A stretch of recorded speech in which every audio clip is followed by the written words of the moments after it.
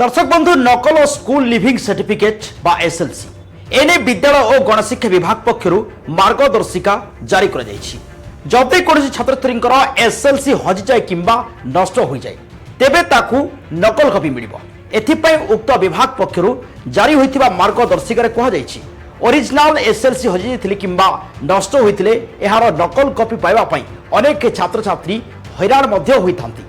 तेबे एबे सरकार कौन करछंती ना एबे सरकार डुप्लिकेट सर्टिफिकेट प्रदान करिबा पई अनुमति दैछंती। तेबे स्कूल रे प्रधान शिक्षक जिला शिक्षा अधिकारी अनुमति नहीं एसएलसी रा नकल दे पारिबे। एथिपाई छात्र छात्री को यथार्थता दर्शाइबा को हबो। जदि सर्टिफिकेट नष्ट होइथिबो तार प्रमाण देखाइबे। जदि चोरी किंबा हजिथिबो तेबे थानारू एफआईआर कॉपी आनी प्रदान करिबे। जदि निया लागि जाय थाय किंबा वर्षा बात्या बन्या भली प्राकृतिक दुर्विपाक पई नष्ट होइथिले प्रदान कराजिबो। किंतु ओरिजिनल एसएलसी को कौन नाम लेखार व्यवहार करी आउ थे आवेदन कले ताहा ग्रहण कराजिबो नाही।